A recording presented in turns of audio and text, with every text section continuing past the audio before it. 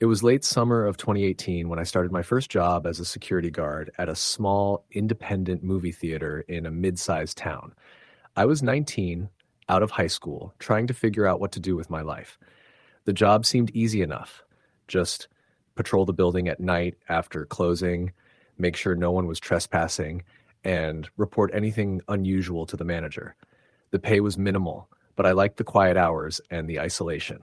I needed time to think, and besides, the job gave me a sense of responsibility. The theater was old, built in the 1950s, with a faded neon sign out front that flickered unpredictably. Inside, the seats were threadbare, and the carpets had seen better days. The projection rooms were cramped, and the ventilation system constantly buzzed like a swarm of bees. Despite all that, it had a strange charm, and the manager, a middle-aged man named Tom, was friendly enough. He gave me a set of keys, a walkie-talkie, and warned me to stick to the routine. The first few weeks were uneventful. I'd arrive after the last movie ended around midnight, do a quick walkthrough, check the exits, and sit in the small security office by the back entrance until 4 a.m. when I was relieved. The building was dark, quiet, and sometimes a little creepy. But nothing out of the ordinary happened. One night, about a month into the job, I was walking the second floor balcony that overlooked the lobby when I heard a noise behind me. Soft, like someone tapping on the glass doors leading to the emergency exit. I turned quickly, but no one was there. The parking lot was empty except for my beat-up old car. I chalked it up to nerves, or maybe a raccoon knocking something loose. A few nights later, the noises became more frequent. Scratches against the walls in the storage room, faint footsteps echoing down the empty hallways, and once what sounded like whispering coming from the old projection booth. I told myself it was the building settling or the wind funneling through the vents. One night, while sitting in the security office, I heard the intercom buzz. Tom's voice came through, asking if I'd checked the lower lobby. I told him yes. He said the alarm system had tripped, but then was disabled, which he found strange. The security cameras weren't working properly either. Blurry static or total blackouts. I decided to check the main floor again. As I approached the lobby, I noticed the big front doors were locked, but the glass was smeared with strange, thin streaks, like someone had dragged their fingers along the surface. My heart quickened. There was no way anyone had gotten in. I looked around, saw nothing, but the feeling of being watched settled in. On the walkie-talkie, I asked Tom if he could come over, but he said he was at home and would be there in the morning. He told me to call the police if I felt unsafe. That night, I stayed alert, but nothing else happened. When morning came, I was exhausted, but tried to laugh it off. Weeks passed and the strange activity intensified. Doors creaked open on their own. Lights flickered, even when I was sure the bulbs were fine. One night, I heard a low humming noise coming from the old boiler room beneath the theater. I went down to check, flashlight in hand, but the room was empty, the boiler cold. On my way out, I saw the emergency exit door slightly ajar, though I was certain I'd locked it. I reported all this to Tom, who shrugged it off as old building quirks. But the unease inside me was growing. One night, around 3 a.m., I was sitting in the security office reviewing the CCTV footage, hoping to catch a glimpse of whatever was causing the noises. The monitors flickered, then froze on a grainy black and white image of the hallway outside the theater.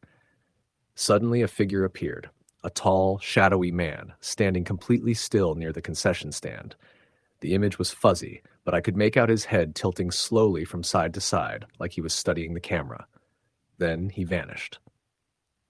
I called Tom immediately. He told me to stay put and that he'd send someone over to check the building in the morning. I locked the office door, turned off all the lights, and sat in silence, listening. Minutes later, the office phone rang. It was Tom. He sounded nervous. "I just checked the files from last year," he said quietly. "The previous night guard quit suddenly. Didn't give a reason. Then the security cameras stopped working after that." "Did he say why?" I asked. "No, just disappeared. They found his locker empty and his personal stuff still inside, but no sign of him." A cold shiver ran down my spine. Suddenly, I heard a loud bang from the lobby. My heart jumped. I grabbed my flashlight and pistol, a standard issue from the company, and slowly walked toward the source of the noise. The lobby was empty, but the glass display case near the ticket booth was shattered. On the floor, next to the broken glass, was a single, bloodied finger. It looked fresh. I backed away slowly and called the police. Within minutes, they arrived and started an investigation. They found no signs of forced entry. Security footage was corrupted from the time of the incident onward. That night, I didn't sleep. I stayed in the office, phone in hand, flashlight ready. Over the next few days, I was suspended pending the investigation. The theater closed for repairs. I tried to tell people what happened, but most thought I was making it up or that it was a prank. Then the strangest thing happened. I started receiving text messages on my phone. No number, just a string of symbols and words that made no sense. But each message was sent at exactly 3:17 a.m. I showed them to a friend who was a cryptographer. He said the messages looked like some sort of code, a substitution cipher, but when decoded, they formed strange phrases. He watches, never leaves, behind the screen. That phrase stuck with me. Behind the screen. The projection booth. I went back to the theater one last time with permission from the police. The place was empty, the seats covered in dust. The projection booth door was locked, but the key was in the office. I opened it carefully. Inside, I found old film reels and a large, ancient projector covered in grime. I felt a chill as I looked at the walls. There were scratches, deep and jagged, as if someone had tried to claw their way out. I shone my flashlight around and noticed an old trapdoor in the floor, partially hidden by debris. I pried it open and found a narrow staircase leading down into darkness. I called the police again, but they said they'd send a team the next day. I couldn't wait. I descended the stairs with my flashlight, the air growing colder and heavier. At the bottom was a small room, maybe 6 by 6 feet, T-chest with damp walls and an iron grate on one side. Inside was a man. He was thin, pale, almost translucent. His clothes were ragged, and his eyes were wide and wild. When he saw me, he screamed, a horrible guttural sound that echoed through the basement. I stumbled back and called the police again. They arrived quickly, pulled the man out, and took him away. Later, I learned his name was Harold. He had been missing for over a year. Somehow, he had been trapped in that hidden basement all that time. No one knew how he got there or who put him there. I quit my job that day and left town the next morning. But sometimes at night, I hear footsteps on the floorboards outside my window. And I remember the flickering projector light, the scratches in the walls, and the man trapped behind the screen. Story. The end. It was early 2009 when I took a job as a night security guard at an old, rundown hotel in a mid-sized Midwestern city. The place had been around since the 1920s, but had seen better days.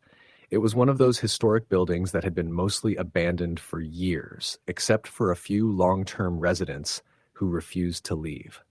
The hotel was about to be demolished soon, so my job was mostly to keep trespassers out and report anything suspicious during the night shift. On paper, it sounded easy enough. Patrol the hallways and the surrounding grounds every hour or so, monitor the security cameras, and call in check-ins every couple of hours. The pay wasn't great, but I was between jobs and needed the money. The first few nights were uneventful. The building creaked and groaned like old buildings do, and the occasional rat scampered through the hallways, but I got used to the sounds quickly. What unsettled me most was the weird vibe in the place, a sort of oppressive heaviness in the air. It felt like the walls themselves were holding on to some dark secret. One night, about 2 weeks into the job, I was making my rounds on the 3rd floor. This floor was mostly empty except for a few rooms that had been sealed off years ago. As I passed the stairwell, I heard a faint whisper. At first, I thought it was just the wind, but then I distinctly heard my name being called softly. James. I froze. The voice was almost inaudible, but unmistakable. I called out, "Hello? Who's there?" But there was no response. My flashlight flickered, and I felt an icy chill run down my spine. I hurried down the hallway and back to the security office. Later that night, while reviewing security footage, I noticed something odd. In the video of the stairwell, just for a few frames, there appeared to be a figure, a woman in an old-fashioned dress standing at the bottom of the stairs, looking up. When I looked away and then back, the figure was gone. I tried to brush it off, telling myself it was a trick of the light or a reflection. But the feeling that I was being watched didn't leave me. A few nights later, the disturbances escalated. Doors that I had locked were found wide open during my rounds. I heard footsteps in the hallways when I was alone, and once I even caught a glimpse of a pale face peering around a corner before disappearing. I confided in a coworker, Sarah, who worked the day shift. She told me the hotel had a dark history. Decades ago, a fire had claimed the lives of several guests and staff on the third floor. After the tragedy, the hotel was never the same, and many believed it was haunted.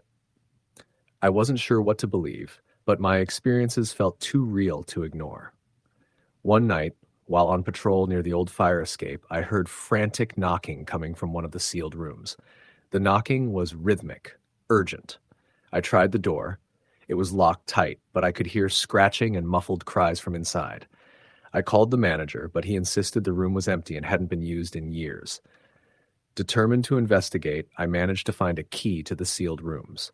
When I opened the door, the smell hit me first, like smoke and something rotting. Inside, the room was filled with charred furniture and broken glass, remnants of the fire. But then I noticed something chilling, a series of scratch marks on the walls, like someone had desperately tried to claw their way out. Suddenly, the door slammed shut behind me. My flashlight flickered wildly as a cold presence swept over the room. I felt hands grip my shoulders tightly, as if trying to pull me into the shadows. Panicking, I pushed my way out and slammed the door behind me. After that night, I handed in my resignation.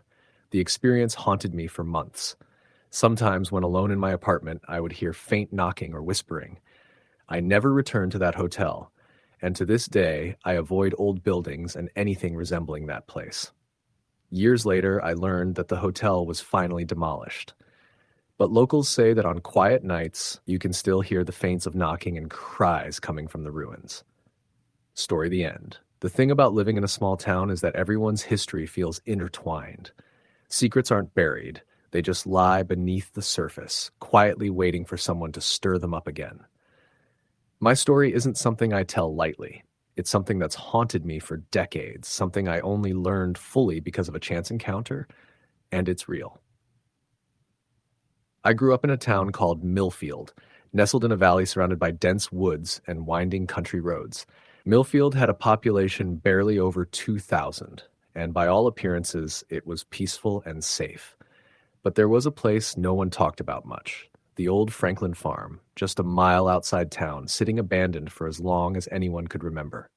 I was about 16 when I first heard about the Franklin farm in a way that changed my understanding of the world. The house itself was an imposing two-story Victorian structure, peeling white paint and dark windows staring like empty eyes. It was the kind of place kids dared each other to approach, whispering about the strange things that had happened there years before. Stories of disappearances, strange lights, and a family that vanished without explanation. The truth was far worse. It was the summer of 1989, and I was hanging out with a few friends, Mark, Jenny, and Chris. We were teenagers, brimming with that reckless mix of boredom and bravado that comes from living in a place where nothing happens. One night, after a party at Jenny's house, we decided to go explore the Franklin farm. We didn't really believe the stories. Ghost stories and local legends were common, and most of us thought it was just kids being kids. The walk out there was quiet and tense. The woods surrounding the farm were thick, and the moon was nearly full, casting long skeletal shadows. When we reached the property, the house looked more sinister than we had imagined. The door was hanging on broken hinges, and the porch sagged as if it might collapse at any moment. Despite that, we went inside.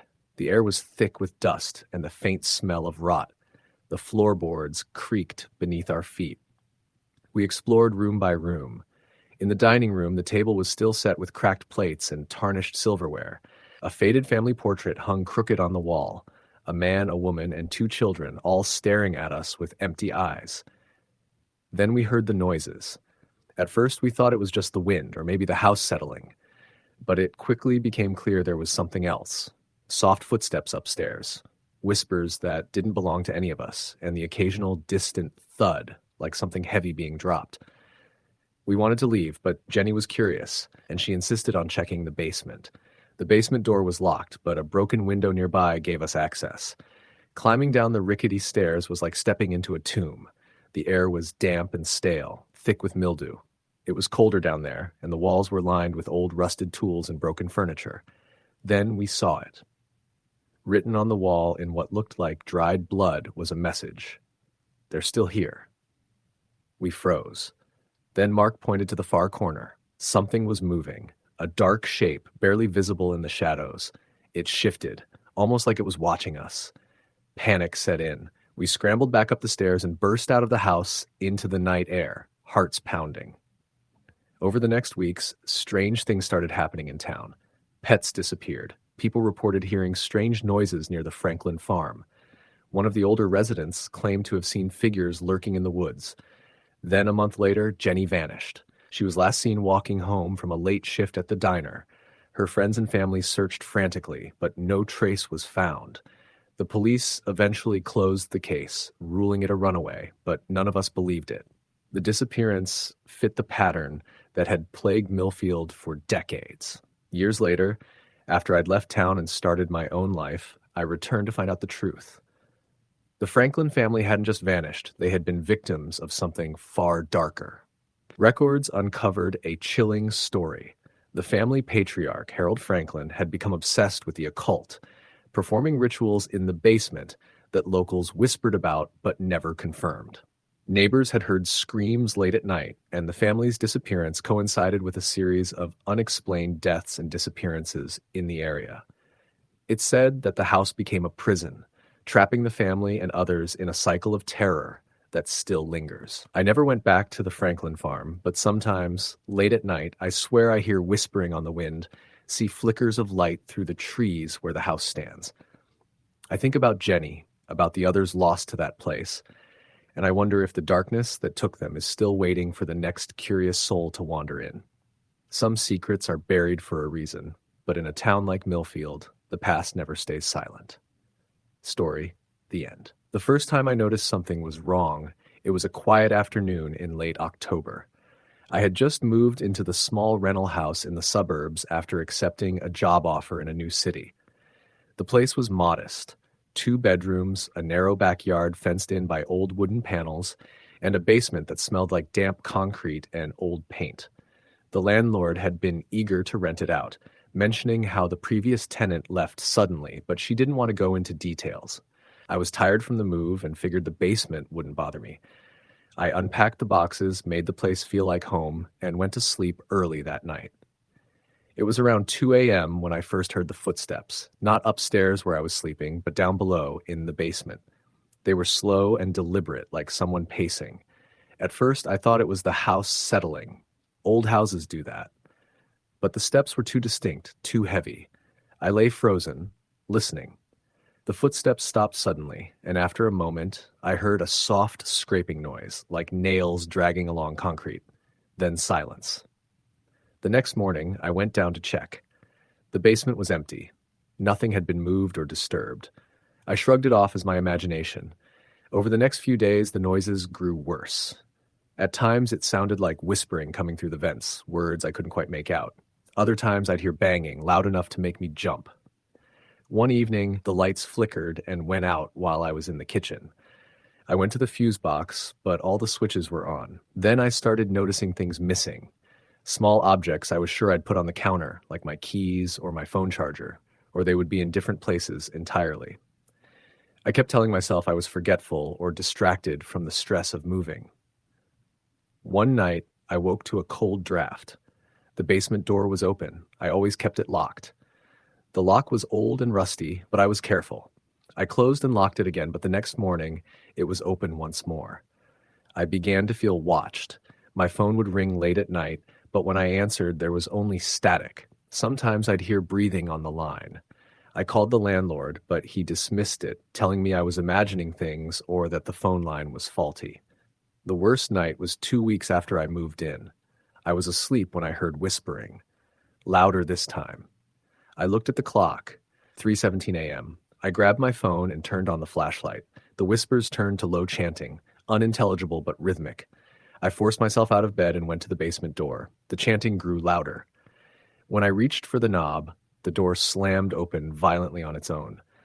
I stumbled back, my heart racing.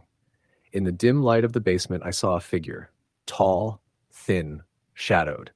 It had no distinct features, just a black silhouette. It didn't move, but I felt its gaze burning into me. I shut the door and locked it, then ran back upstairs, shaking. I called the police. They arrived quickly, searched the basement, but found nothing. They suggested it might be stress or sleep paralysis. I wanted to believe them. But the next morning, I found strange symbols scratched into the basement floor, deep, jagged lines forming shapes I didn't recognize. They weren't there the day before. I took pictures and showed them to a friend who was into the occult. She looked at them and grew pale. She told me the symbols resembled markings used in rituals to bind or trap spirits. I began researching the house's history. I learned that decades ago a man had lived there, a recluse who was rumored to practice dark arts. The man vanished without explanation, and the house was vacant for years afterward. Terrified, I moved out that week. But the nightmare didn't end. In my new apartment, I would sometimes hear the same chanting faintly on quiet nights. My phone would ring at 3:17 a.m., always blocked, always silent when I answered. One night, I woke up to find the basement door from my old house scratched deep into the wooden floor of my new bedroom. I burned everything I had from the old place and changed my number. It still calls. Story the end. The first thing I want you to know is that this isn't a story you'll hear on the news or read about in a book. This is something that happened to me. Something I wish I could forget, but never have been able to. I'm not a person who believes in ghosts or the supernatural. At least I didn't used to be. But after what I experienced, I don't know what to believe anymore. I'm going to tell you everything exactly as it happened, and you can decide for yourself what it means. I was 28 years old when I moved into the house. It was a quiet neighborhood on the outskirts of a small Midwestern town. The house was old, built sometime in the 1930s, with creaky floors, narrow hallways, and a basement that always smelled like damp earth. The rent was cheap, which was why I took it without hesitation. I wanted a fresh start, a place of my own, after years of moving between roommates and temporary apartments. The first few weeks were uneventful. I unpacked, set up my life, and enjoyed the quiet. But as October turned to November, strange things started happening. At first it was small stuff, things misplaced, lights flickering, the occasional cold draft in a closed room. I told myself it was just an old house settling, or maybe I was being paranoid. One night around 2:17 a.m., I woke up to the sound of tapping on my bedroom window. At first, I thought it was rain, but when I looked outside, the glass was dry. I crept to the window and saw nothing but the dark silhouette of the big oak tree in the yard. I shrugged it off, went back to bed, but couldn't shake the feeling of being watched. The next day, I met my neighbor, an elderly man named Mr. Larson. I mentioned the tapping to him, and his face went pale. He told me that previous tenants had reported similar noises and that the house had a bad reputation. He said the previous owner was a recluse who disappeared without a trace, and that people believed the house was cursed. I didn't believe in curses, but the stories unnerved me. That night, the noises got worse. It wasn't just tapping anymore. There were footsteps in the hallway outside my bedroom, slow, deliberate, pacing back and forth. I tried to convince myself it was my imagination, but the sound was unmistakable. I got out of bed and checked the hallway. Empty. The front door was locked. No signs of forced entry. The basement door creaked open on its own. I was terrified to go down there. The basement was dark, cold, and filled with old furniture covered in sheets. I turned on the light switch. Nothing. The bulb was burned out. I found a flashlight and shone it around. That's when I saw the symbols painted on the basement wall in what looked like dried blood. Strange, jagged markings, some kind of runes or sigils. I took pictures with my phone. The next day, I researched the symbols online and found references to occult rituals meant to trap spirits or summon entities. I wanted to believe it was a hoax, maybe graffiti from kids who had broken in, but the landlord denied any break-ins. That night, the phone rang at 3:03 a.m. I answered, but there was only breathing on the other end. Slow, heavy, ragged. Then a whisper, "You shouldn't be here." I hung up, heart pounding. The next morning, I found a message scratched into the wooden floor by the basement door, the word "leave" in jagged letters. I called the landlord and demanded answers. He told me the previous tenant had moved out abruptly, leaving all their things behind. When I pressed him, He grew defensive and told me to just leave if I didn't like it. I decided to move out the following week. On my last night, the house was eerily silent. I packed quickly, trying not to look at the basement door. Around 2:30 a.m., I heard footsteps upstairs. I grabbed my keys and phone and headed for the door. As I passed the basement, I saw the door creak open slowly. A dark figure stood in the doorway, taller than any human, with glowing red eyes. It didn't move, but I could feel its gaze burning into me. I ran outside into the cold night and didn't look back. I moved into a new apartment in the city, far away from that house. But sometimes when the wind howls outside, I hear the tapping again, faint, deliberate, like a warning. And sometimes, just before I fall asleep, I swear I hear the whisper, "You shouldn't have left." Story the end. The summer I turned 22, I took a job as a night clerk at a small, independently owned motel just outside a tiny town in rural Pennsylvania. It wasn't glamorous, and the pay barely covered rent and groceries, but I liked the quiet nights, the solitude. I figured it was the perfect job to write my novel in between shifts. The owners, a middle-aged couple named Marlene and Frank, were nice enough, if a little old-fashioned. They told me stories about the motel's history. Built in the late 50s, mostly family travelers and occasional truckers. Nothing out of the ordinary. The first few weeks were routine, checking people in, answering late-night calls, watching old television shows in the office. The motel was small, just 30 rooms arranged in a U-shape around a parking lot with a cracked asphalt surface. The neon sign out front buzzed faintly all night. Sometimes the wind would carry the smell of diesel from passing trucks. On the third night, something odd happened. Around 2 a.m., I was doing the usual rounds, checking the exterior doors and windows. The night was humid and still. As I approached room 17, a room reserved for transient guests, I heard a faint tapping at the window. It was a soft, rhythmic knocking, almost like Morse code. But when I looked, no one was there. The parking lot was empty except for a rusted pickup near the far end. I shrugged it off as a branch scraping against the glass and moved on. That same night, while filling out the nightly report, I caught a movement in the corner of the office window. I looked up, but saw nothing but shadows cast by the flickering street lamp. The building's old wiring caused the lights to dim and brighten intermittently, making the shadows dance. A few nights later, a trucker checked in late. He was quiet but polite, the type of guy who preferred to keep to himself. Around 3 a.m., I heard the sound of his door slam and footsteps thudding down the gravel driveway. I looked out to see him walking briskly toward the highway, carrying only a small duffel bag. I asked him the next day why he left so suddenly. He said he had to meet someone and that it was personal. I didn't pry. Over the next week, I started hearing things. Whispers that seemed to come from the air vents, footsteps pacing outside when I was alone, even the soft creak of floorboards in the vacant rooms. One night, I found all the televisions in the lobby turned on to static, even though I hadn't touched them. I reported these anomalies to Marlene and Frank, but they shrugged it off, saying the building was old and had quirks. I was beginning to feel uneasy, but convinced myself it was stress. Then, one night around midnight, I got a call from room 9.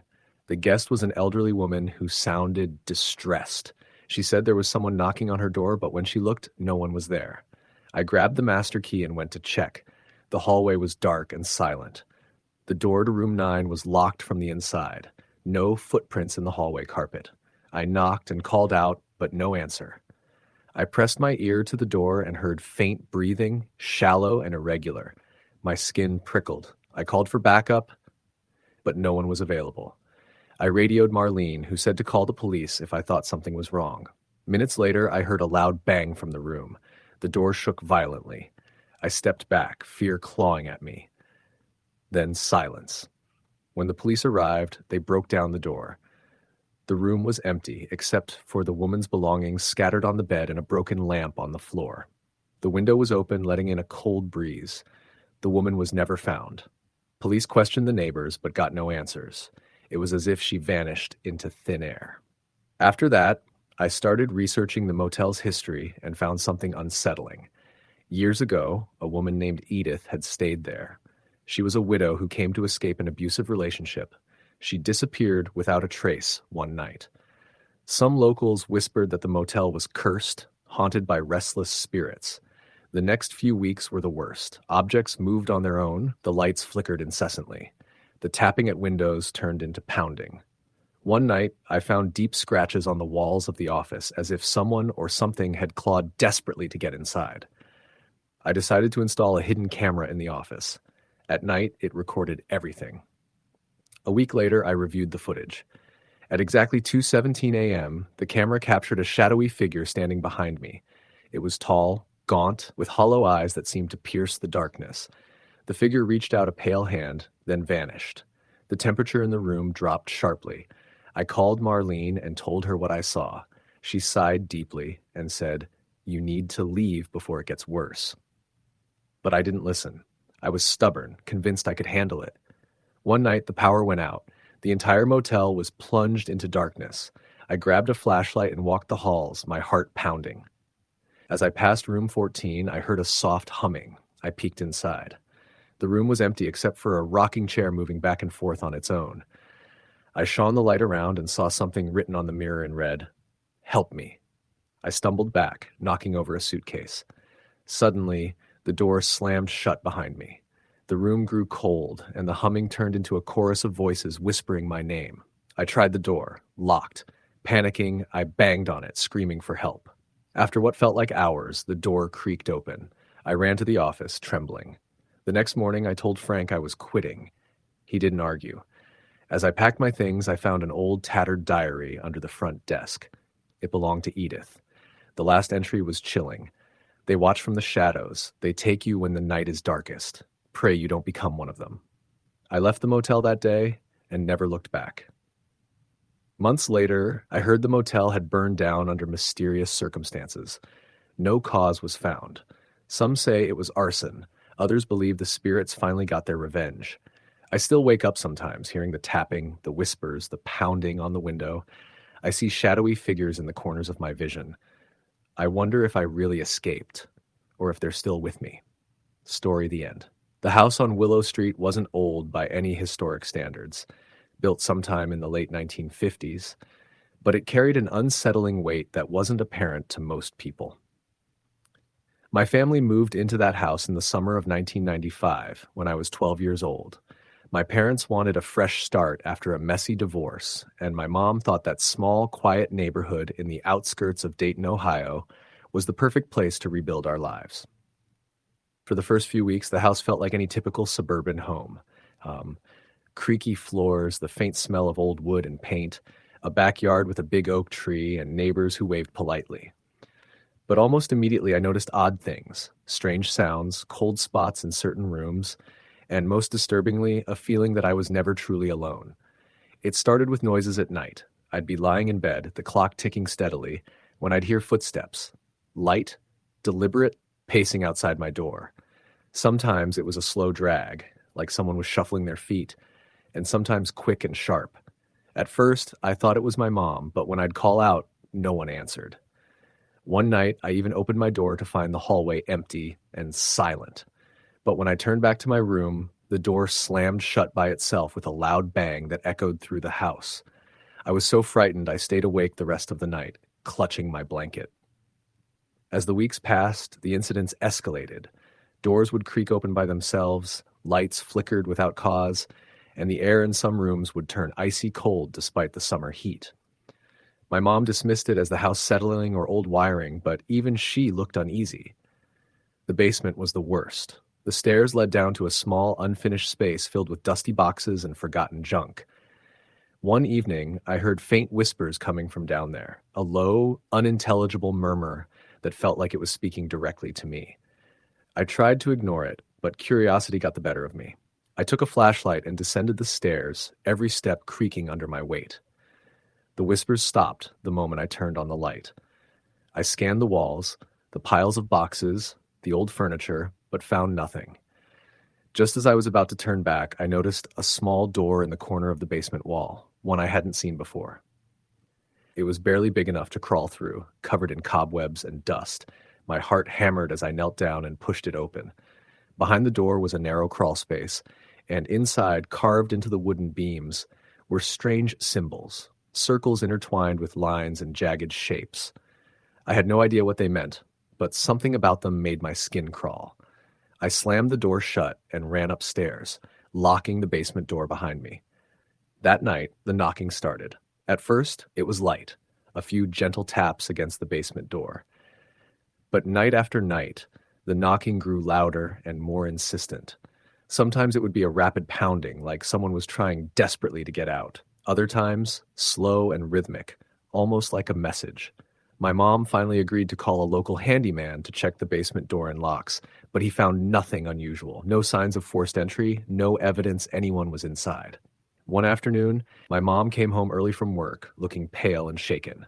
She said she found our family dog, Max, cowering in the corner of the basement, growling at something unseen. Max refused to go down the stairs and whined constantly. That night, I had a nightmare that still haunts me. I dreamed I was trapped in the crawl space behind the basement door. The walls closed in as the symbols on the beams glowed faintly red. A cold breath brushed my face, and I felt hands, dozens of hands, gripping my arms and legs, pulling me deeper into the darkness. I woke up gasping, my sheets soaked with sweat. The following day, I told my mom everything. She looked worried, but said we should try to ignore it and maybe sell the house someday. But it didn't stop. One evening, my mom and I were sitting in the living room when the power went out. The whole neighborhood plunged into darkness. We lit candles and sat quietly, but then we heard it. A voice, barely a whisper, coming from the basement stairs. "Help us," it said. My mom froze, her hands trembling. The voice came again, clearer this time, filled with anguish. "Please." We didn't want to believe what we were hearing, but the terror in that voice was unmistakable. I grabbed a flashlight and slowly walked to the basement door. My mom followed, clutching my arm. I unlocked the door and shone the light down the stairs. The basement was empty. But then from the far corner, I saw something move. A shadow, darker than the rest of the darkness, gliding just beyond the reach of the flashlight beam. I dropped the flashlight. It clattered down the stairs, plunging the basement into darkness again. We ran upstairs and locked every door and window. The next morning, we called a local priest who came to bless the house. He performed prayers and sprinkled holy water throughout, but he warned us that sometimes evil lingers long after the rituals are done. That night, the knocking returned, louder than ever, followed by the desperate whispering. Soon after, we decided to move. Years later, I learned that the Franklin family had lived in the house before us. Harold Franklin was obsessed with occult practices, reportedly trying to contact spirits from beyond.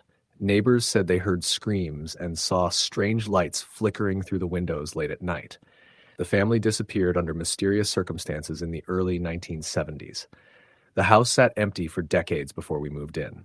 Sometimes when I'm alone at night, I still hear that faint whisper, "Help us." The house is gone now, torn down to make way for a new subdivision, but the memories and the feeling of those desperate voices never left me. Story the end. It happened in 2012, back when I was living in a cramped one-bedroom apartment just outside of Albany, New York. I'd just gotten out of a long-term relationship and needed space, needed to be away from anyone who knew me too well. I was renting a top-floor unit in a run-down, 4-story walk-up. The place was quiet. Too quiet, actually. Most of the tenants kept to themselves, and the old couple who lived below me rarely made a sound. I was working overnight shifts at a nearby hospital, mostly patient intake and assisting with ER paperwork.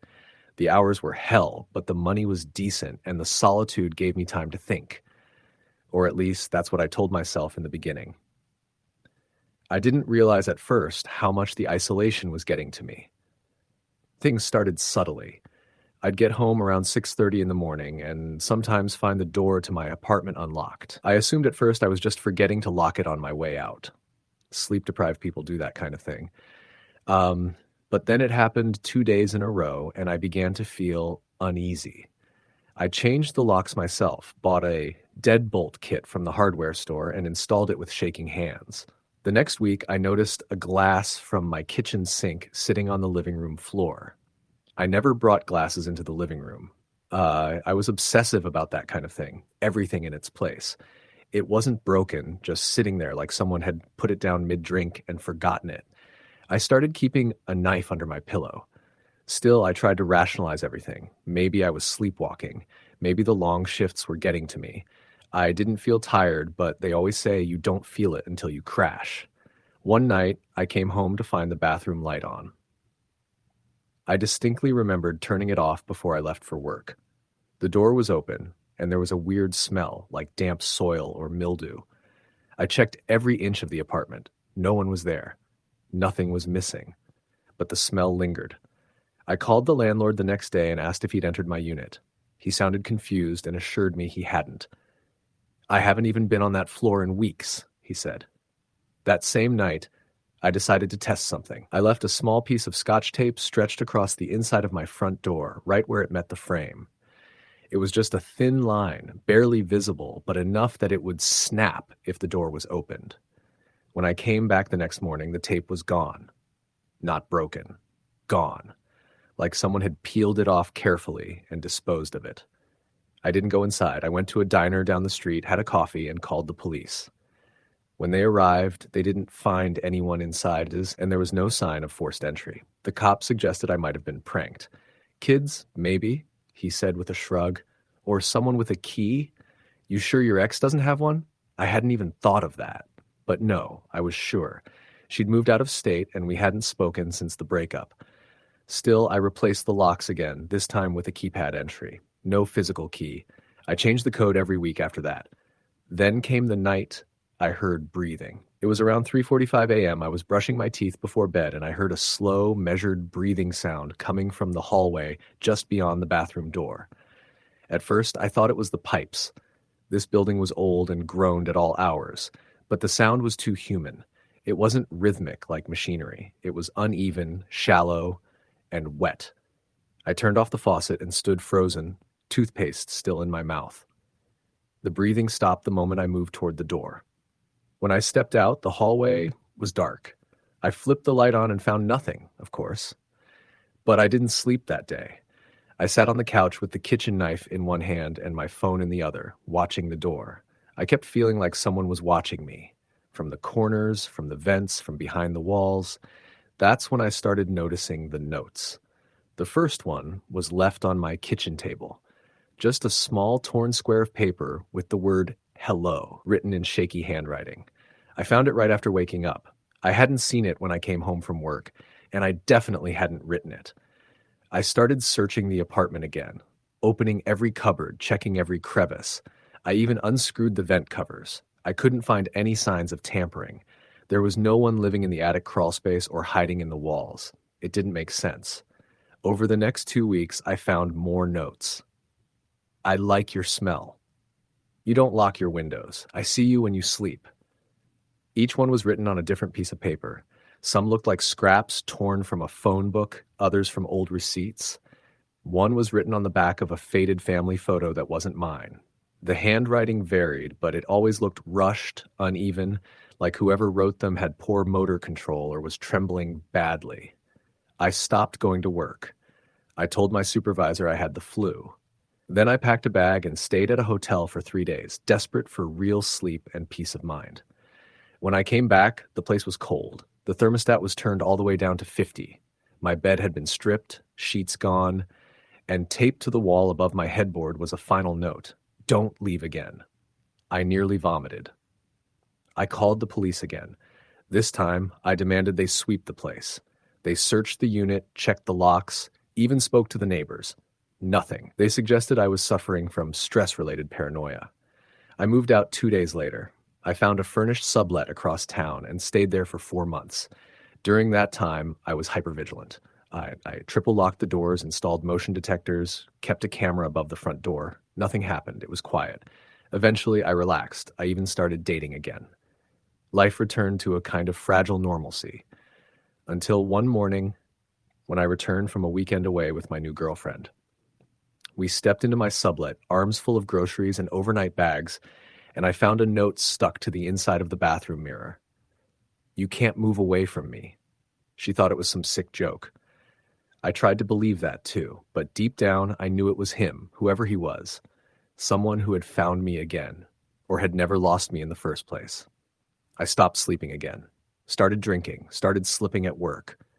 One night, drunk and desperate, I called the landlord of my old apartment, the one I fled from.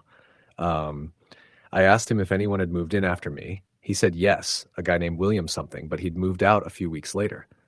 Why? I asked. He got spooked, the landlord said.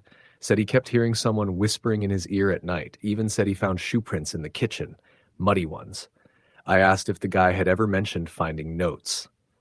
There was a pause on the line. Yeah, the landlord said. Actually, yeah, I think he did.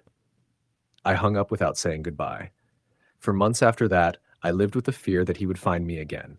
I installed security cameras, carried a weapon everywhere, even got a restraining order filed under John Doe just so there'd be a record in place if anything happened. But then it stopped. No more notes. No more unlocked doors. Nothing. I thought maybe it had ended. Until last week. I was visiting my sister in Vermont.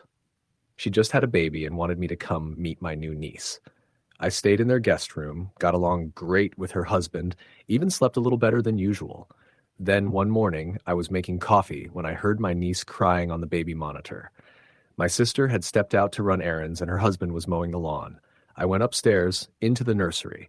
She was fine, just squirming in her crib. But there, sitting on the changing table, was a note. Nice family. I like this one better. I took it and folded it slowly, my hands shaking as I backed out of the room. I didn't tell my sister. I couldn't. I left that night. Now I live in a studio in Boston. No friends, no social life. I move every few months, never staying long enough to grow roots. I check every lock, every light switch, every drawer. I stopped sleeping entirely a while ago. Some days I just sit by the window, waiting for him to come back.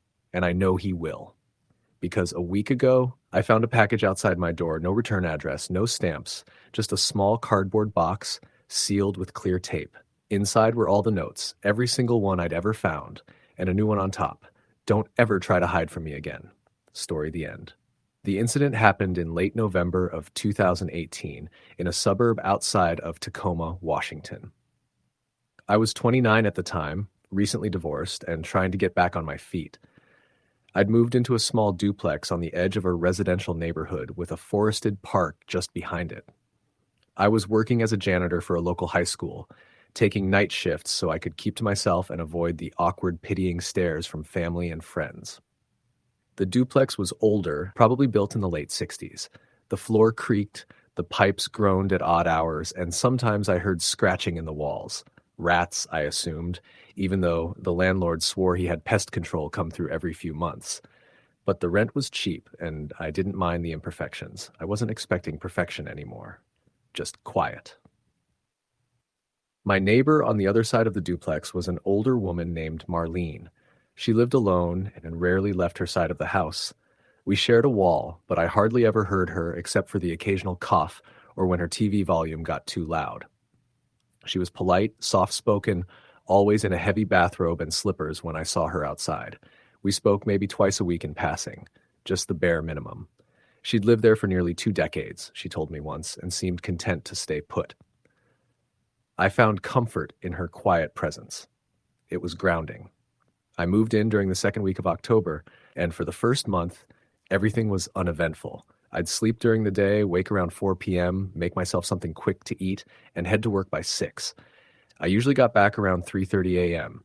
Sometimes the street would be fogged over and I had to park carefully to avoid clipping the curb, but otherwise my routine settled into a predictable rhythm.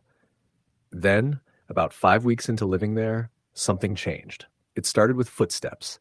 At first, I assumed they were coming from Marlene's side of the house. It made sense. The sound was muffled, heavy, like someone dragging their feet in slippers. But the strange part was the timing.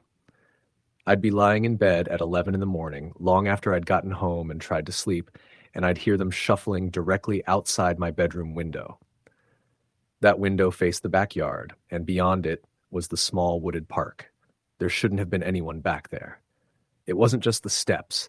I began hearing whispering, soft and indistinct, like 2 people talking low enough that you couldn't make out words, just the rhythm of a conversation. Sometimes I'd press my ear to the wall, thinking maybe Marlene had a guest over or was on the phone, but it would go quiet the moment I got closer. Then the knocking started. 3 slow knocks at my back door around 2:45 a.m., always just as I was finishing a meal or preparing to wind down before bed. The first time it happened, I froze.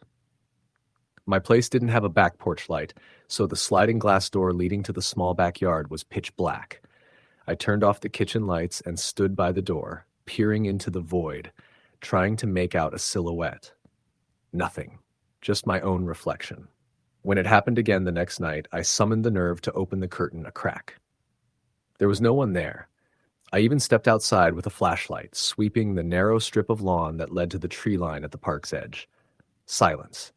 No footprints in the dewy grass, no sign that anyone had been standing there. But the next morning, when I woke up around noon, I found muddy smears on the glass, as if someone had pressed their hands, palms down, against the door. I knocked on Marlene's door that afternoon. She answered in her robe, holding a cup of tea like always. "Hey, sorry to bother you," I said. "Have you seen anyone hanging around out back at night?" "Someone knocked on my back door a few times." Her face tightened like she was trying to mask something. "No," she said. "Haven't seen anyone." "All right," I said. "Just figured I'd ask. It's probably just a kid messing around." She hesitated, then leaned in slightly. "Keep your doors locked," she said softly, then shut the door without another word. That night, I locked everything. Deadbolt, latch, even shoved a chair under the back doorknob like I was in some kind of horror movie. But I didn't sleep. I stayed awake until dawn, watching the backyard. At exactly 2:47 a.m., I saw movement. Something came out of the tree line. It wasn't walking. It sort of glided. Tall, thin, too pale. I know how that sounds, but the figure looked like it didn't have bones the way it moved. It came up to my glass door, leaned in, and stood there. Just standing. I couldn't breathe. My body locked up. Every instinct in me screamed not to move. After about 30 seconds, it backed away, turned, and melted into the trees. I didn't sleep that day. I didn't eat either. I called in sick for my shift that night and drove 2 hours to stay with my sister in Olympia. I didn't tell her why. I just said I needed a break. I returned 3 days later. Everything looked the same. Normal. I convinced myself it was sleep deprivation. Stress. Maybe even a long overdue panic attack manifesting in hallucinations. Until I saw Marlene's front door wide open. It was late afternoon, around 5 p.m., already dark from the overcast sky. I walked over and called her name. No answer. I stepped inside just a few feet past the threshold. Her place smelled musty, like rotting paper and old milk. The lights were off. "Marlene," I called. Still no answer. I found her in the kitchen, sitting in a chair, eyes wide open. Dead. There was no blood. No signs of violence, just her limp body, stiff with rigor mortis. But her mouth had been stretched unnaturally wide. Her jaw looked dislocated, like she'd died mid-scream. Her teacup had shattered on the floor beside her. I stumbled out and called 911. The police questioned me for hours. I told them everything I could. They did an autopsy and ruled it as a heart attack, but even they couldn't explain the position of her jaw. I checked out of it for a while after that. Numb. I started looking for a new place immediately. But before I left, on my last night in the duplex, I heard knocking again. Not on the door. From inside the wall. It was coming from behind my bedroom, the shared wall with Marlene's unit. Except her unit was empty. The landlord hadn't even listed it again yet. There were no tenants, no cleaners, no one. 3 slow knocks. And then the whispering started again. I left that night, didn't even pack everything. Just drove straight to my cousin's house in Yakima and slept on their couch for a week. I didn't return for the rest. I let the landlord keep the deposit. He never called to ask why I left. About a month later, I got curious and searched the address online. Nothing recent. But a decade-old news article came up from a local paper. Elderly woman dies in apparent suicide pact with husband. Husband's body never found. It was about the same duplex. Different tenants back then, same unit. The article said the woman had been found dead in the kitchen. Same chair, same stretched mouth. Her husband, who suffered from schizophrenia, was missing and presumed dead in the woods behind the house. They never found him. I've since moved twice and haven't had anything like that happen again. But I still don't sleep near windows. I still wake up some nights at exactly 2:45 a.m., heart racing, ears straining in the silence, listening for the knock, watching for the shadow to glide back out of the tree line. Story the end. My cousin Tyler was never the type to be easily shaken. He was shaken. He was the guy who volunteered to explore abandoned buildings, watched horror movies alone in the dark, and once camped solo in a forest just to see if he could handle it. Nothing really got to him until late 2019 when he took a job working maintenance overnight at a state-run psychiatric facility that was being shut down in phases. It was a massive property in upstate Pennsylvania, just outside a small, fading town. The place had been operating in some form since the late 1800s, and though the front sections had been remodeled over the years, many of the back buildings, the wings, dorms, and sub-basements, hadn't been touched in decades. Tyler worked there for just under 3 months before he quit with no notice and barely talked about it again. I only got the full story 2 years later when we were both drinking during a stormy night at our family cabin. He looked exhausted telling it. I had to practically pull it out of him. Tyler's shift started at 10 p.m. and went to 6 a.m. 5 nights a week. The job was straightforward. Check boilers, keep an eye on water pipes, and respond to facility alarms. Most of the staff and patients had already been relocated to newer facilities, but there were still a few wings with residents awaiting transfer, and those had skeleton staff, usually one nurse and a couple of orderlies. Security presence was light. The buildings were falling apart, and the state didn't want to spend more money than absolutely necessary before shuttering the place. One of the first odd things Tyler noticed was how the older parts of the hospital still had power running to them, despite being officially decommissioned. His supervisor told him not to worry about it. Just keep an eye out for busted pipes, especially if it's cold. Tyler didn't question it. The heating system was ancient and fragile, with steam valves that sometimes hissed for no reason and pipes that clanked like footsteps when pressure shifted. He figured that explained a lot of the strange sounds people swore they heard. In his second week, he was doing his rounds through Ward C, one of the oldest wings on the property, and still technically active. A nurse named Delaney worked the night shift there. She was maybe in her late 50s, pale and quiet, always sipping tea from the same blue thermos. That night, she stopped him in the hallway outside the medroom. "You're new. You should avoid the second-floor north stairwell when you're here," she said softly. "The residents hear things up there, screaming sometimes. You won't see anything, but you'll hear it." Tyler laughed, thinking it was a joke. She didn't smile. She just turned and walked back to the nurse's station. The north stairwell became a kind of forbidden zone after that. Tyler didn't go near it unless he had to, and when he did, he kept his visits short. He said that every time he got near the top landing, his skin would prickle like static electricity was in the air, and his hearing would muffle like he was underwater. Sometimes faint screaming would cut through the silence for just a second, so quick he'd think he imagined it. He never stayed long enough to find out more. Things started escalating about a month in. That's when he began seeing the hallway lights flicker in Building 5A, which was totally empty and locked at all times. The security team swore no one had access. Tyler saw it for himself one night while walking back from the pump house. He glanced up at the third floor and saw the corridor lighting stutter, then flare.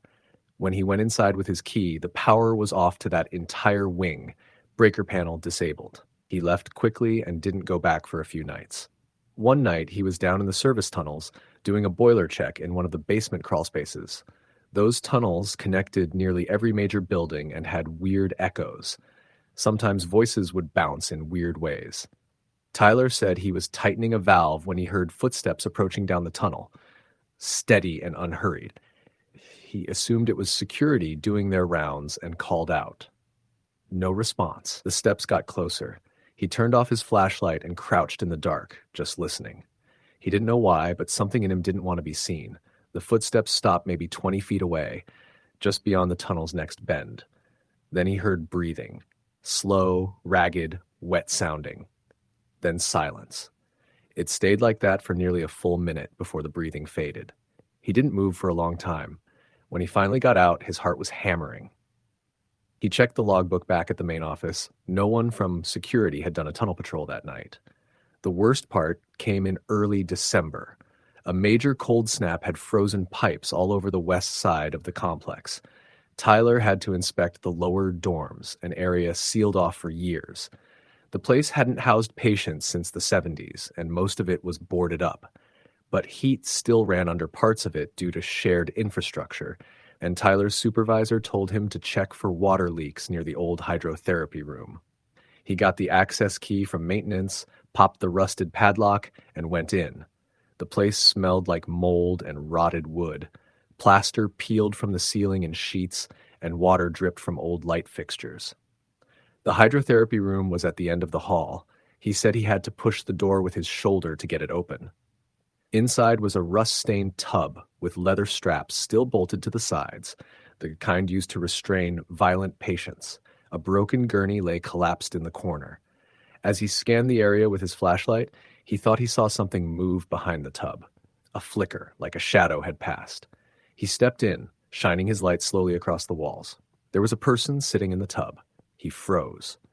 His flashlight beam caught the face only briefly. A woman, middle-aged, pale and soaking wet, with wide gray eyes and long hair plastered to her face. She was shivering violently, but didn't seem to notice him. Her mouth was opening and closing like she was trying to speak, but no sound came out. He ran. He didn't scream, didn't call for help, just turned and sprinted back through the hall, nearly tripping on debris. When he got outside, he puked behind a dumpster and sat on the curb until sunrise. He didn't tell anyone. Who the hell would believe him? But things didn't stop. After that night, he started waking up at home with water on the floor around his bed. His work boots would be soaked in the morning, and sometimes he'd find muddy footprints in the hallway leading to his bathroom. One time, his shower turned on by itself at 3:13 a.m. He stopped sleeping entirely after finding a piece of soaked fabric, like a scrap of hospital gown, in his kitchen sink. He finally broke down and told his supervisor what was happening. The guy looked at him like he'd heard it all before, but didn't want to admit it. "We've had a couple guys go through this," he said quietly. "There's stuff here that goes beyond bad plumbing and flickering lights. They used to do things in those basements. Hydrotherapy, sensory isolation. A few of those patients never left. Some weren't meant to." Tyler quit that same night. No notice. He left his tools in the locker, dropped his badge off at the security office, and walked out. A month later, he moved back in with his parents until he could afford a new apartment in another county. He hasn't worked night shift since. Won't even look at old buildings, let alone go near one. I don't think he made any of it up. He was white as a sheet telling me, and his hands wouldn't stop shaking. What really got me, though, was when he opened his phone and showed me a photo he took a few days before quitting. It was from the hydrotherapy room. The picture was blurry and dark, but you could clearly see the tub, the tile walls, and something in the water. A face. Not entirely human. Not anymore. It looked bloated. The eyes too wide and lips drawn back in a silent scream. He deleted the photo after showing me, said he didn't want it on his phone anymore. I don't blame him. Tyler never went back. 2 years later, the state finally tore the facility down. But the land's still there. Fenced off, abandoned. Some nights, locals say they hear screams carried on the wind, just for a second. Just long enough to wonder if someone is still down there, trapped in water and silence. Story the end. It started in 2007 when I was in my mid-20s, living in a rough part of town on the outskirts of Jacksonville, Florida. I had taken a job doing inventory at a warehouse that processed secondhand medical equipment. Beds, wheelchairs, defibrillators, all kinds of stuff that had been used in hospitals and clinics, then refurbished and resold. The pay was awful, but I needed it. I was living alone in a one-bedroom apartment above a closed-down laundromat, the kind of place with flickering hallway lights and stains on the carpet that never quite came out. The warehouse was in a more isolated industrial zone about 20 minutes away. Surrounded by pine trees and scrub, it was set back far from the road behind a chain-link fence with a busted gate that never locked properly. It looked abandoned from the outside. And honestly, it felt that way most of the time. There were only 6 of us working there, plus a supervisor named Hank, who mostly sat in the office and played solitaire on his computer. The building itself was huge, cold concrete walls, echoing footsteps, and rows of towering metal shelves packed with machines that hummed even when they were turned off. The job was monotonous, just scanning and logging serial numbers, but what unnerved me from the beginning was the nature of the inventory. Everything we touched had been used to treat people. A lot of it had come from hospice care, which meant that most of it had been around the dying. Even after deep cleaning, some items still held faint smells. Antiseptic, stale body odor, something sour that always seemed to linger.